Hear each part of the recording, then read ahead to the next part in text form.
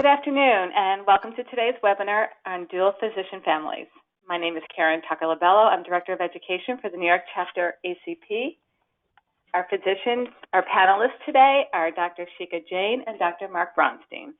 Dr. Jain is Physician Director of Media Relations, Assistant Professor in the Department of Internal Medicine, Division of Hematology, Oncology, and Cell Therapy at Rush University Cancer Center.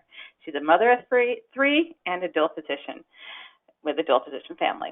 And Dr. Mark Bronstein is attending. He's with the Division of Hematology Oncology at NYU Winthrop Hospital at NYU Long Island School of Medicine. He's a member of our chapter's Early Career Task Force. He's a father of two and a dual physician family also. Before we begin, I would like to review a couple guidelines. All participants will be on mute. If you have a question, please type it in the dialog box on the right side of your screen, and our panelists will answer your question at the end. If we run over the allotted time, we will send the answers to your questions through email.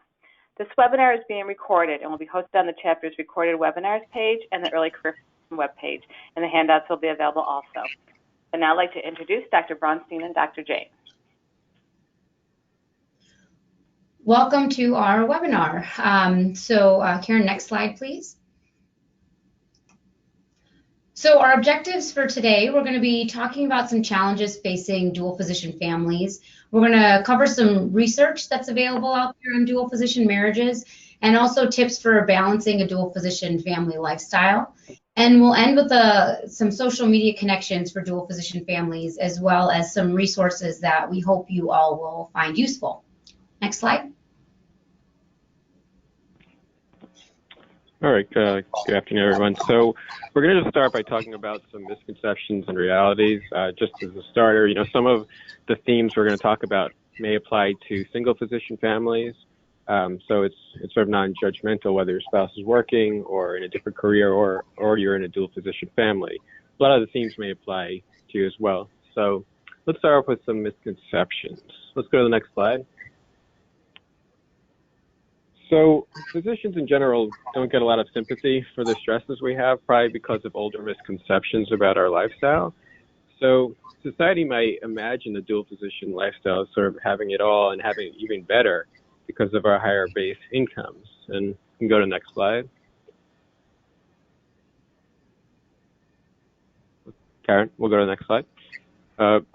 And yet, sort of our actual lifestyles can be very stressful. And while this isn't unique to physicians, it is only relatively recent that the issues of burnout and physician well-being have come into light. So I think the interesting question is whether dual physician families are more or perhaps less prone to burnout. And this is part of our ongoing research. Go to the next slide. So let's talk a little bit about what dual physician families are. In the context of this webinar, we are referring to two married physicians plus or minus children, so they may or may not have children.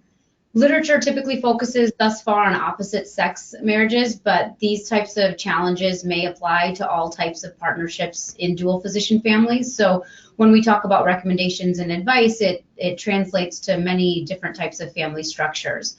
It can also refer to other clinician marriages, so a physician married to a PA or a nurse. So there's a lot of different things just working in healthcare itself that can put an added strain on a family and on a relationship. There's a lot of themes that seem to be in common with other, quote, power couples. So a lot of issues that come up or that are discussed are work-life balance, or the latest buzzword these days is work-life integration.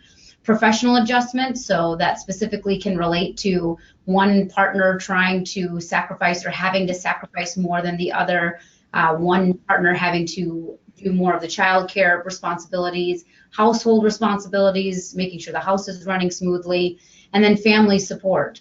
There's a lot of data that's lacking in the composition of these pretty unique high stress but also high reward subgroups in medicine. So it's something that the conversation has started now, and we'd like to continue that with other educational realms, such as with webinars.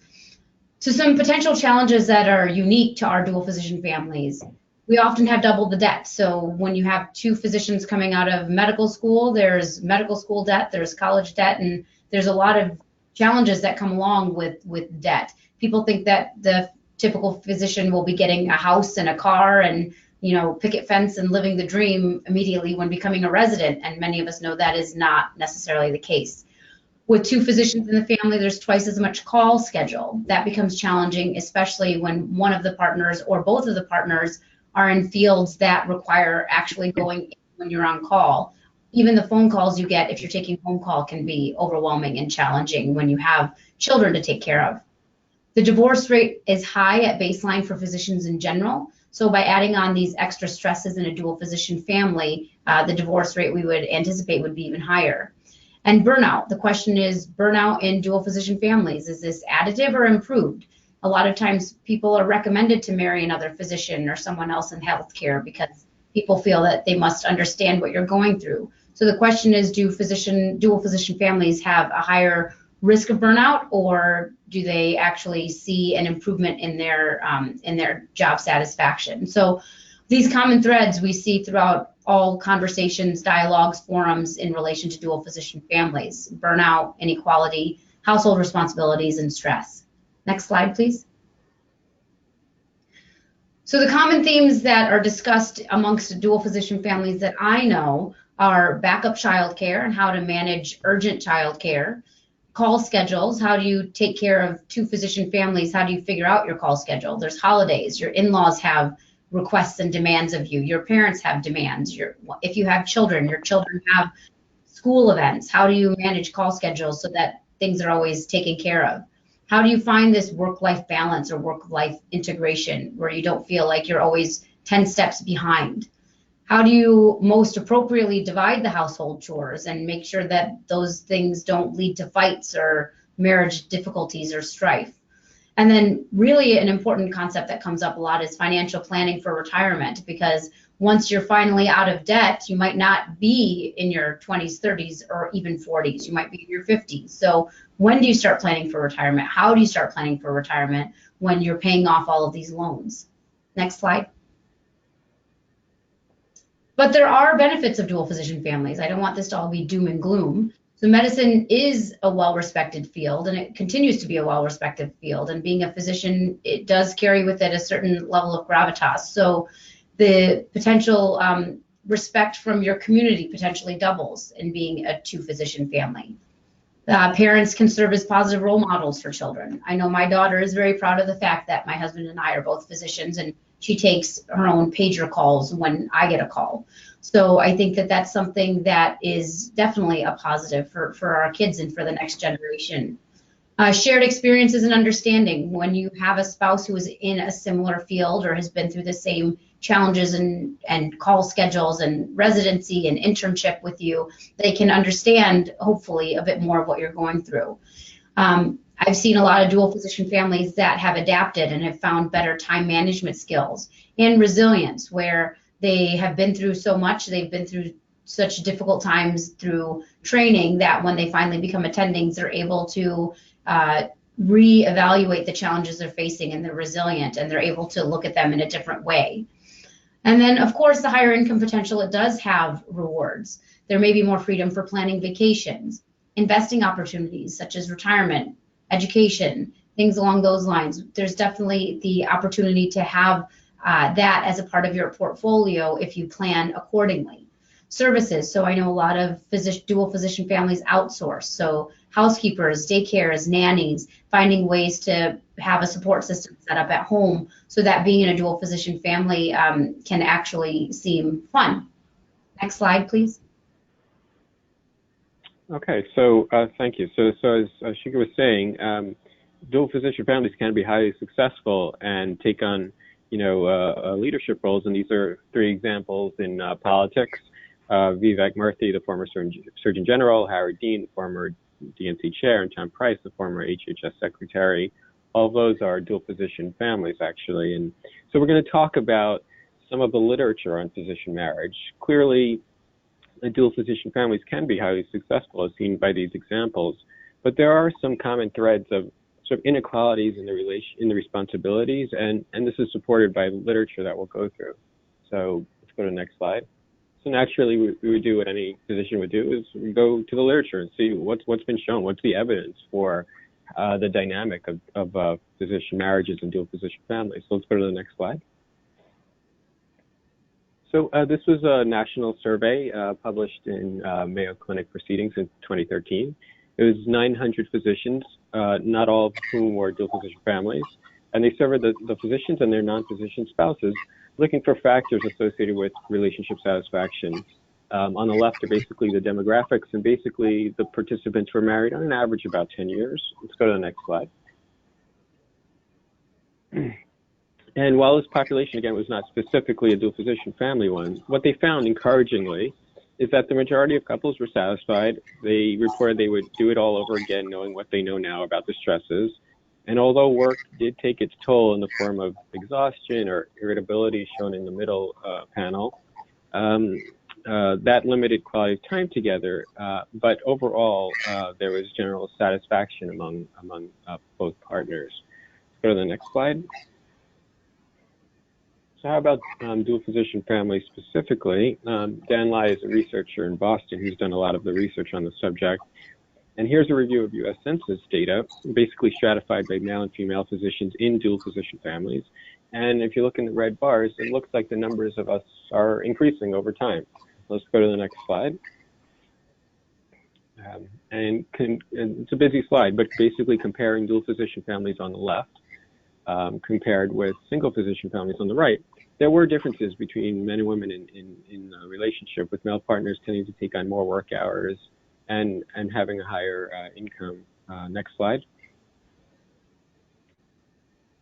And one reason for this may have to do with sort of traditional role responsibilities where the female takes on more of childcare duties, which is obviously antiquated, but still pervasive in the literature that dates back from 2000. So in this study of dual physician families with children, at least 1 year old or above, men took on more hours at work independent of their child's ages. And let's go to the next slide.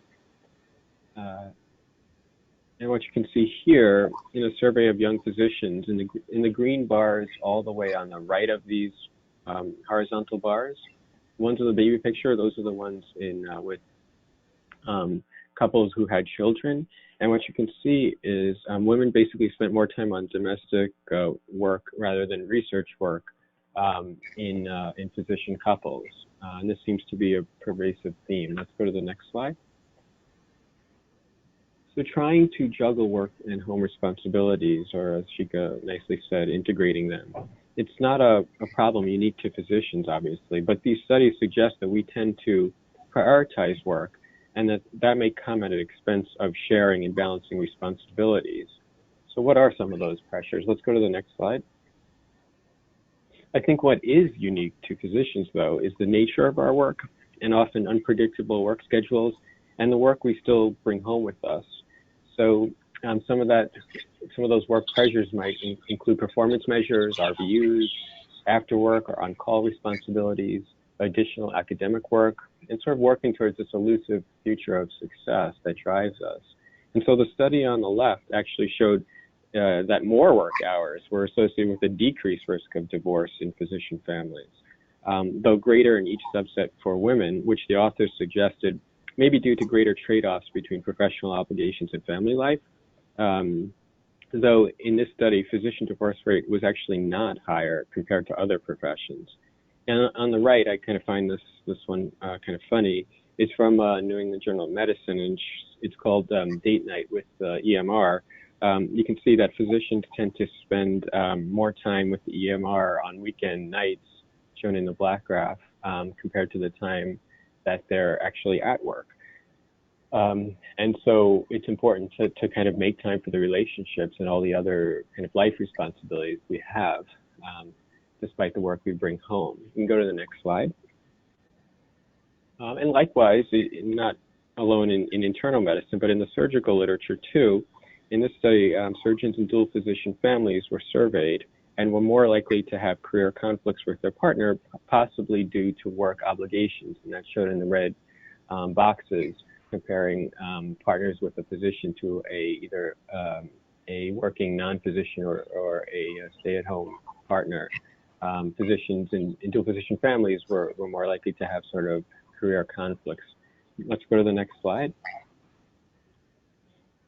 And here, it's a busy slide, but here we see the same sort of pervasive themes, specifically about dual physician families studied in a survey of graduates of 2 medical schools in Ohio in 1999, suggesting in the red boxes that female partners were more likely to kind of rearrange or accommodate child care responsibilities compared to spouses who are not physicians. Let's go to the next slide. And in this study, male partners seem to feel more personal success and feel their career had taken precedence. So Shika's going to talk about some of the resources for trying to find more of a sort of integration. So we can go to the next slide. So I always find this graph kind of amusing. It was presented by Caprice Greenberg on a talk that she gives called Sticky Floors and Glass Ceilings. So if you looked at the graph on the left-hand side, if you're talking about emotional exhaustion, looking at women and men, so women and men both seem to have the least amount, well, they both have about equivalent emotional exhaustion when they're single or divorced. For women, it seems that their emotional exhaustion levels go up when they go into a committed relationship and are highest when they're married.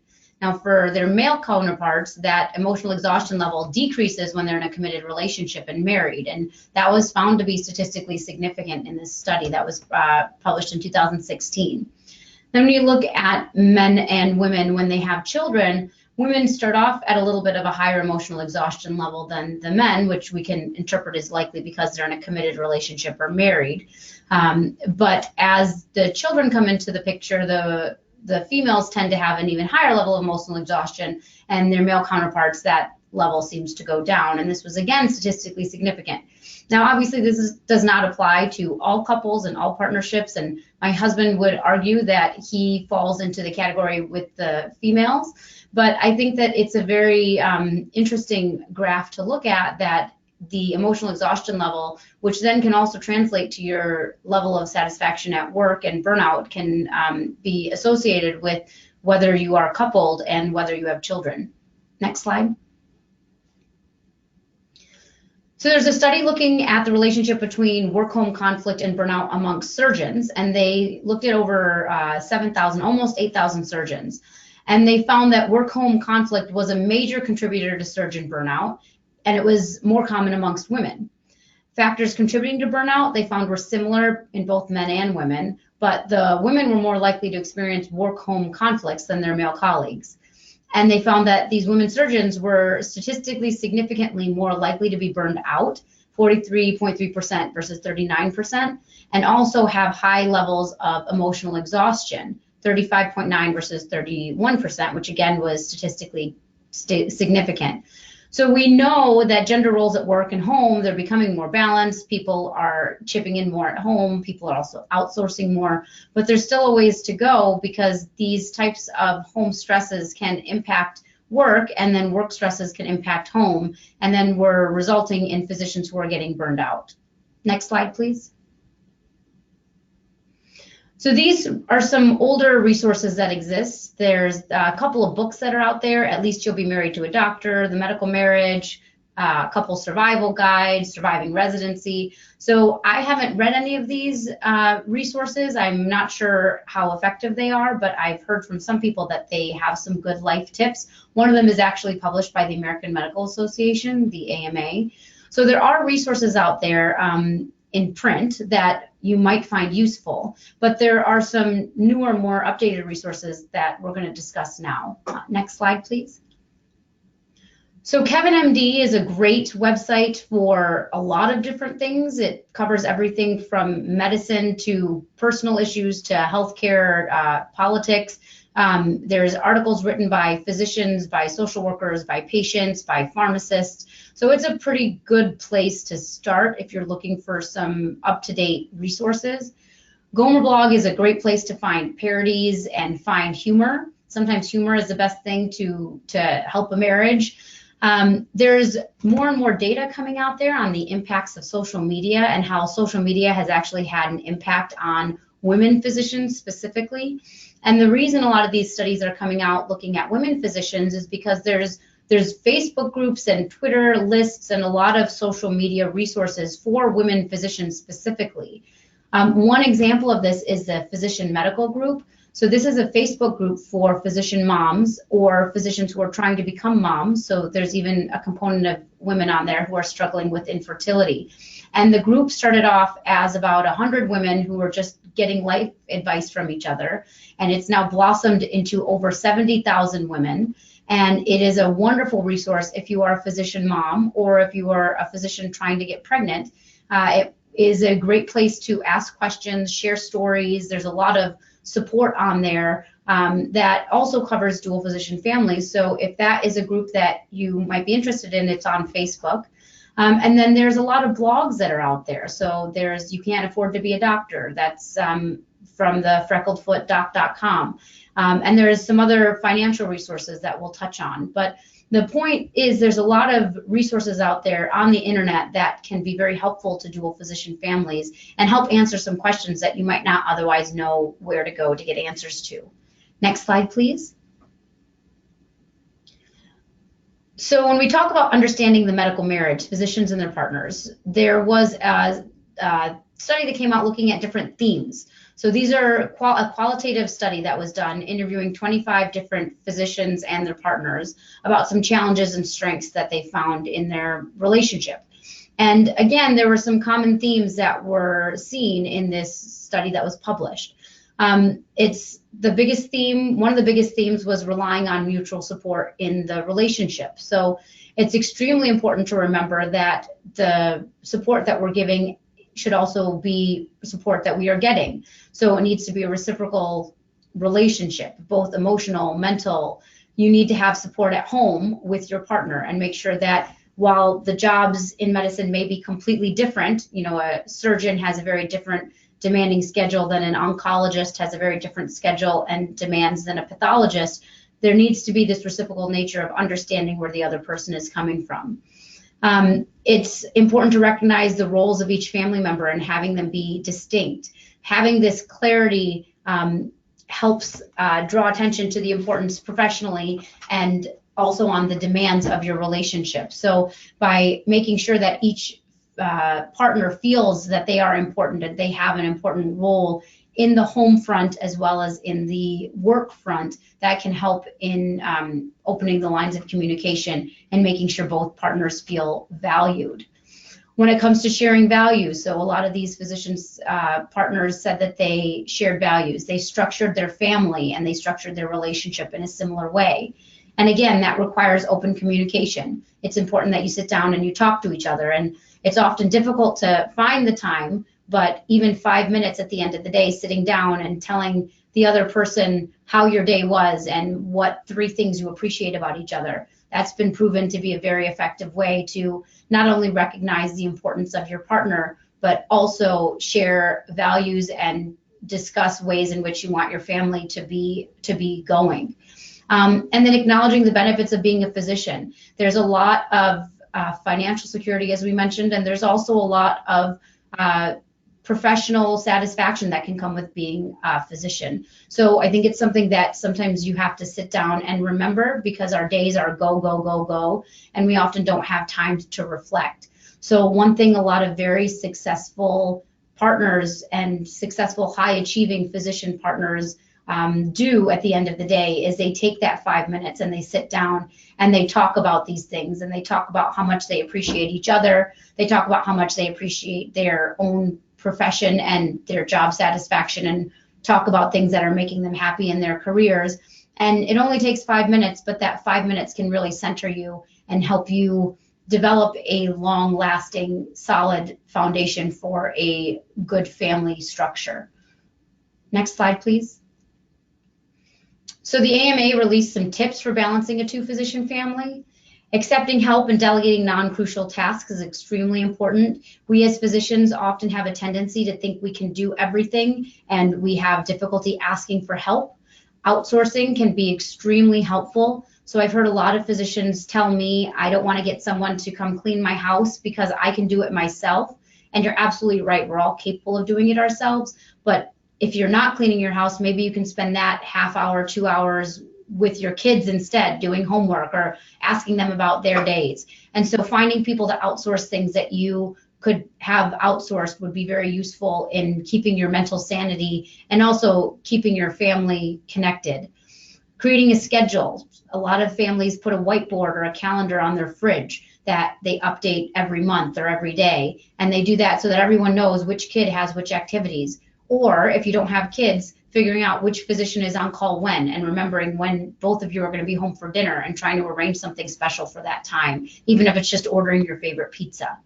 Staying organized is really important in a dual physician family. There's a lot of things that we need to be accomplishing. There's a lot of demands on our time. So staying organized, finding what works for you. Some people have everything on their phones. Some people still like writing things down and they carry around organizers with them.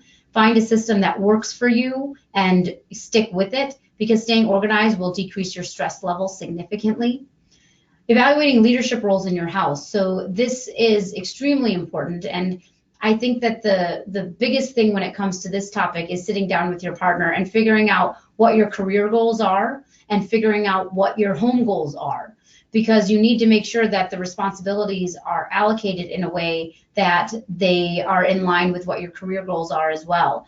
There may be one partner who's very interested in doing academics and being more research oriented, and one who's more interested in doing private practice. But whatever that is, you don't want to resent your partner by making sacrifices and missing out on things in your career that you feel that you should have been able to accomplish if your partner was doing X, Y, and Z task at home. So again, communication is extremely important, and figuring out ways for both of you to get the most out of your career while also making sure your house is running smoothly. The only way to really do that is to sit down and have conversations about it.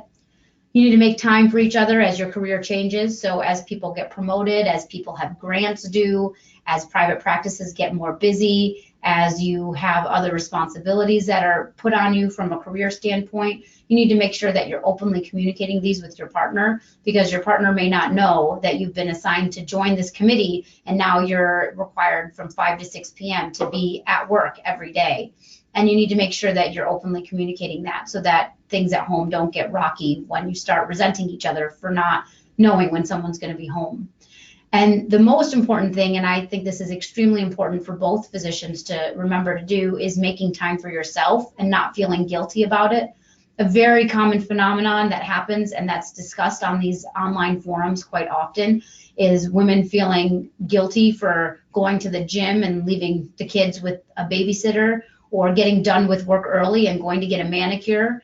Common thing I hear from men who feel guilty is they feel guilty because they want to go out with their friends, or they want to take an hour and, maybe watch something on YouTube. These are themes, obviously, both men and women want to go to the gym. Both men and women want to have some time for themselves. Maybe you want 20 minutes to just scroll through your Facebook feed that day.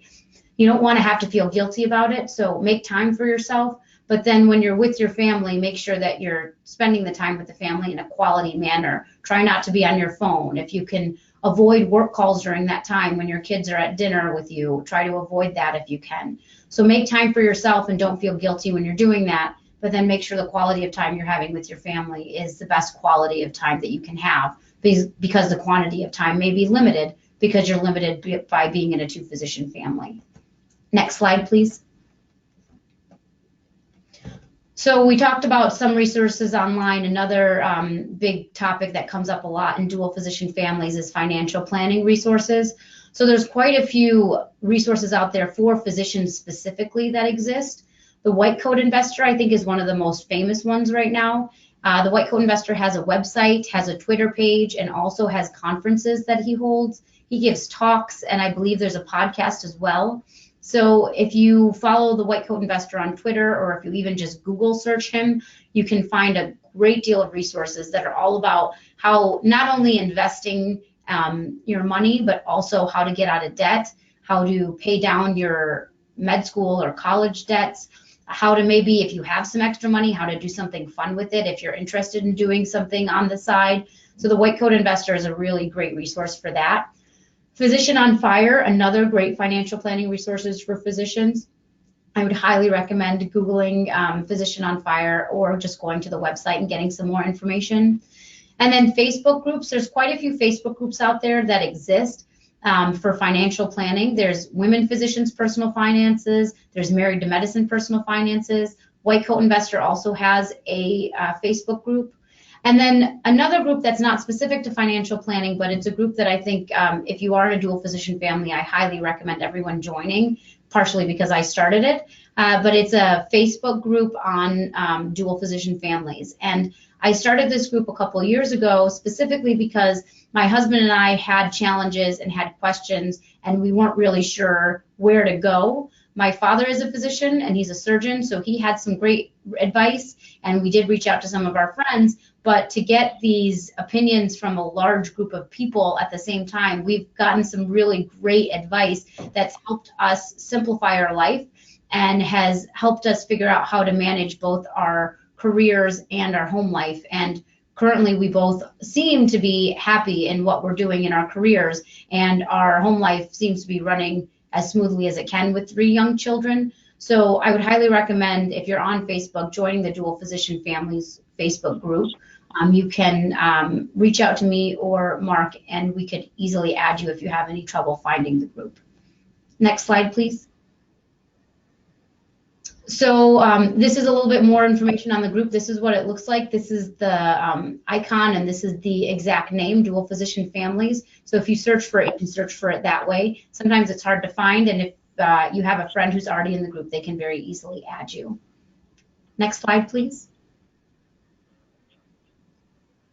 So we wanted to thank you all for listening. This was, I think, a very interesting webinar to have, and it's a very interesting topic to talk on. And I don't think there's as many resources out there as there should be. So hopefully, as more of us continue these conversations, we'll be able to get more research and get more data and be able to talk about these topics in a more global way as time goes on and as more dual physician families continue to exist in the medical realm. And we wanted to thank the NYACP leadership and its members, and thank you, Karen, for organizing this webinar.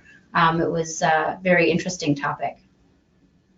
Great. Thank you, Dr. Jane Bronstein. Now we're going to open the dialogue box for questions. I have a few. I'll begin reading right now. And I also want to remind everybody the references Dr. Jane referred to will be in the handouts that we are going to post on our website at www.nyacp.org. So although we went through the slides, you will be able to look back at them on our website. So the first question that I had come in was, have any couples worked in this group? Does it cause any issues with advancement of one or both? Are there any other concerns? What was the first part of the question? Have any couples worked in the same group? I think it was, have any couples worked in the same group? On the same practice. Yeah. Practice, yes, group practice. Yeah, so in my practice, my chairman is a dual physician, is in a dual physician family, and I think that form of leadership did actually attract me to this position, because I specifically was looking for an environment and a culture where the leadership appreciated the fact that, you know, I have a life outside of medicine as well, and stress is associated with that. So I think the challenges of working in a group where you have other physician, families, is that you might be vying for the same periods of time off for school vacations and things like that. But I think that requires you to be proactive before you even take the job, to kind of ask about the culture and the environment and how family friendly it is. And when I took this current position, I definitely felt that sense. So that's my experience. I think the second or the first part of the question also, Mark, was if we've worked with our partner in the same group. Is that right, Karen? Yes. Oh, I'm sorry. Okay. So I can tell you, I had a little bit of experience with this. My husband and I did locums for a year in New Zealand in between the year between our residency and our subspecialty fellowship trainings. And so it was a very interesting experience, because he and I hadn't actually been in the same hospital since medical school. And I can't talk about career advancement because we were doing locums, so career advancement wasn't really something that we were looking at while we were there. But he and I shared an office, and it was very interesting to work with him because we have very different styles of practicing medicine. But the cool thing about it for us was we were able to work with each other, and his strengths were my weaknesses and my strengths were his weaknesses. And so we were able to kind of work together, and we actually redeveloped the entire call schedule for this small hospital in New Zealand. So I think that there are benefits that come along with it in that you know each other and you know each other's strengths and weaknesses, and you can kind of play off of each other. I can see challenges with it as well, though, because if you're spending your time at the hospital with them and you're also spending your time at home with them, depending on your relationship, that might be a lot of time to spend with one person. So that might be a challenge. And then when it comes to advancement, I think it could potentially be difficult depending on what your career aspirations are. So if you both want to become the chair of your department, then yes, both of you working in the same group or in the same institution might be a bad idea or a challenging idea. But if you both have different things that you're interested in, let's say one of you wants to go into leadership and administration and one of you wants to go into leadership more clinically, or if one of you doesn't want to isn't interested in getting promoted, is more interested in just seeing patients, and the other one is interested in having a career trajectory that would lead to that. I think you have to have an open conversation with your partner and decide if you have different aspirations or not. But if you're both vying for the same positions, I could definitely see that bringing some challenges to your home life and to your marriage. Dr. Jane, I had a comment on, it said another challenge of working in the same practice is that you can find yourselves talking about work all the time. And they said I'd recommend being meta about this and planning deliberately to not talk about work. My suggestion.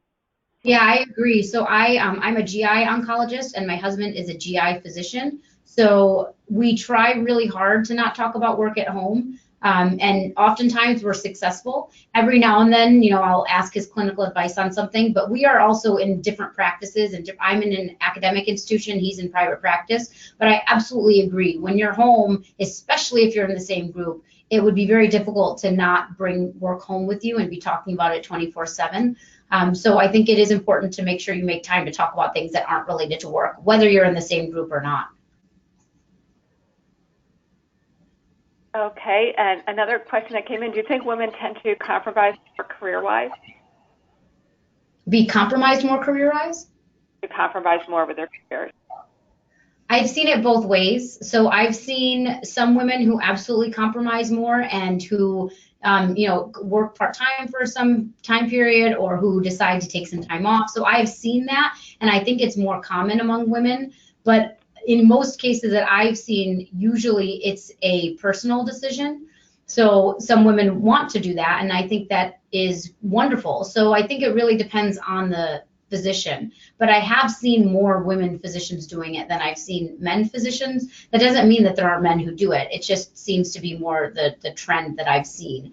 But I have also seen women physicians who have advanced in their careers while and then they figure out ways to outsource. So for example, with us having 3 young children, I have twins who are just over a year and I have a 4.5-year-old. And my husband is in a busy private practice and I'm in an academic institution and I'm interested in career advancement and I have a lot of projects going on. So we are fortunate in that we're able to outsource some things. And then luckily for us, we have some family nearby who's also able to help. So I think it's a personal decision. Sometimes people are forced into it.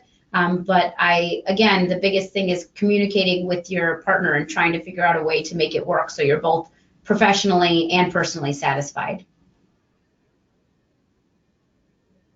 A lot of these questions are on that same type of topic. Another one came in, do you think as dual physician families we need to delay starting a family or wait till after residency? It's kind of a case-by-case basis. I guess I can start there. So like Shika said, I think communication is key. I think if there are people listening who are in a dual physician family but have not yet have grown your family with children, it's important to kind of think in advance how much responsibility that is and how it's going to impact your careers. It requires a lot of balancing, your schedules and communication, and there are going to be a lot more unexpected events, with the kids getting sick or not being able to go into school that day, and so I think there's in my experience, there's really never a good time, but there's also never a bad time. So I think it requires just communication about when it's mutually a good time to start a family with both of your careers, and then how you're going to prioritize the family and each other's careers after starting a family. But I think a lot of female physicians tend to be wary about having children during their training because they presume maybe that they'll have consequences in their career. I think, having a good program director, having a good supportive set of colleagues who really support you and understand that you have balance in life and you want to start a family, I think that's important. But obviously, it starts at home with your partner really sort of ironing out your priorities. Yeah, I absolutely agree with Mark. And the Dr. Arvind Sals from WashU actually just wrote a piece on infertility and delaying, becoming a mom or trying to become a mom and her struggles with infertility. So I think that the challenge is for women that are years when we are, quote unquote, supposed to be having children from a society standpoint, from a biological standpoint, we're often in med school, residency, and fellowship if we decide to do subspecialty training. So Mark's absolutely right. There is never a perfect time or a good time. A challenge that occurs is women often delay until they're done with all of their training, and then by then sometimes they're in their 40s, and it can be challenging to get pregnant at that time in some cases. So I think that it's really important to again, communication is always important, but it's also really important for you to think about what your priorities are. If you want to have one child versus 3 children, if you want to have, if you want to advance your career quickly or not quickly, there are barriers that will occur because you'll have to take off some time when you deliver your child. You might not be able to go to every conference because you have young children at home, or you might have to take the kids with you. I've taken my young kids to many conferences with me.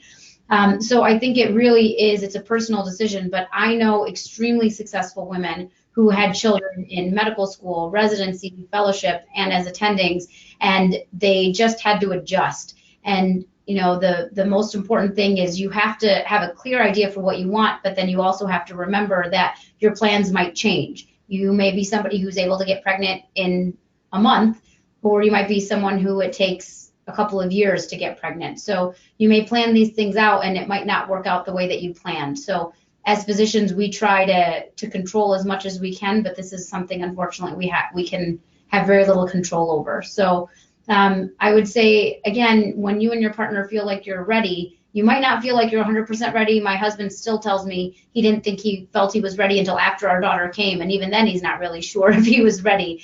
I think it's a challenge to figure out when in your training and when in your career you can is the best time to have a child. And I really don't think there is a best time. I think it's just about figuring out what's going to work for you and then adapting once you have kids.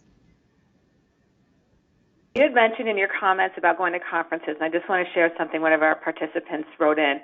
She said, if possible, going to the same conference can be great. You can divide and conquer. Would definitely recommend, though, taking some non-conference time to enjoy the city together. If you're both physicians at the same conference, it would be a good opportunity to reconnect. That's what I'm getting from that comment. So I don't have any other questions from our participants. So right now, I think if you guys would like to share some final thoughts to our members, we could let them go a couple minutes early. Dr. Jane? So, you've heard us talk a lot about communication at home, and I think that the hardest thing for us as physicians is to sit down and take that time. And I have to reassess my life every couple of days and remind myself that I have a husband who we need to sit down and we need to reconnect. So keeping that connection on a personal level is extremely important. You want to make sure that you remember why you married the person you married, or why you're living with the person you married, or why you're raising a child with the person you married. So you just need to take that time, even if it's 5, 10, 15 minutes, to just sit down and put your phones away, put your computers away, don't answer any pages, and just talk to each other, because that 5 to 10 minutes can really be the difference between having a happy home life and thus translating into a happy work life. And then the other thing I'd really encourage everyone to do is really think of yourself personally and selfishly, what you want to achieve in your career, and then think about what your partner wants to achieve in their career. And together, the two of you can come up with a plan together. It's absolutely doable. You both can be extremely, extremely successful. You just have to map it out. And remember, especially if children get thrown into the mix, you've got to be flexible because things happen and you just have to figure out a way to do it. And having backup childcare can be really helpful. If you have family in the area, they can be really helpful. Just use whatever resources you can. Great. Dr. Bronstein, any last comments? Yeah, great advice, Shika. No, I would just add two things. One is that time management continues to be important, and since I'm becoming attending, sometimes there's this misconception that you're going to have more time. Perhaps you'll have less call than as a resident, but still time becomes an important investment. Like you would invest your money in the stock market, you have to think about how you're going to invest your time and what the return in that time is going to be. Now, obviously, there's infinite return on having a family and the satisfaction you get from that. But in medicine, a lot of us tend to be involved in so much and tend to want to do everything, especially when it comes to work. So you may have to make certain sacrifices and decide what's your best investment for where you want to go in your career. And the last thing I'll add is that Shika and I are working on developing a research project to kind of get more of a survey about dual physician families and what our stresses are, and to try to answer that question about how burnout compares among dual physician families to other physician couples. So more to come. As you were just saying your final statement, we did get a question, I think, which is worth discussing. What do you think about Couples Match? Is it worth it, in your opinion? So my husband and I didn't couples match for residency, but we were dating at the time. We weren't married. So we both knew that he wanted to go to the East Coast and I wanted to be in Chicago. So I think it depends on the level of your career and where you are in your relationship.